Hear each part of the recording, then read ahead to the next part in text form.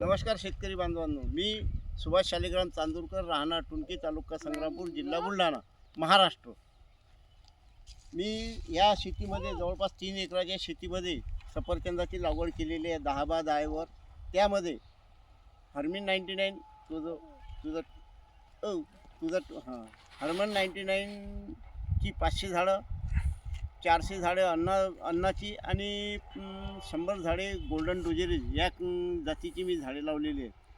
ज्या माणसांनी ही जात विकसित केली 45 डिग्री सेल्सिअसमध्ये येणारी जात हरमिनजी शर्मा यांच्याकडून मी आणलेले आहेत. त्यांना संशोधन केलेलं असून ते ही झाडे 45 डिग्री उन्हाच्या तापमानातही येऊ शकतात अशा पद्धतीची झाडे आहेत.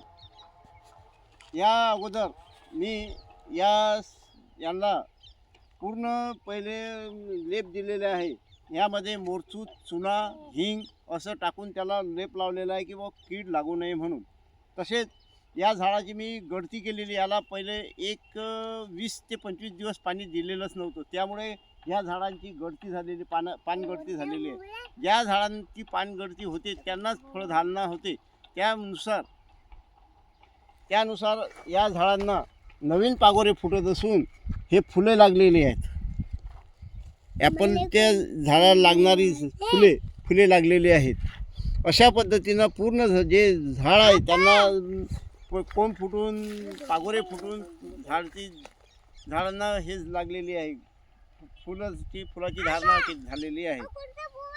आपणास कोणत्याही पद्धतीने जर शेती करायची असल्यास किंवा आपल्याला काही मार्गदर्शन हवं असल्यास किंवा आपल्याला लागवड करायची असल्यास तर या सफरचंदाच्या झाडांची म्हणजे रोपांची किंवा कलमची आपल्याला डिसेंबरमध्येच लागवड करावी लागते आणि डिसेंबरमध्येच कटाई करावी लागते. या कलमला लागवड केल्यानंतर असा वरमात पाहिजे जेणेकरून मुळी शेजारी जिथं मूळ असते तिथं पाणी साचू नये याकरता आपल्याला दक्षता घ्यावी लागते.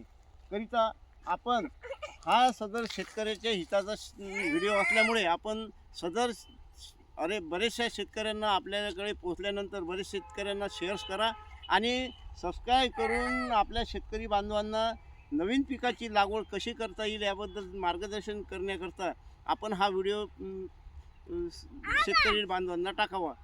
धन्यवाद.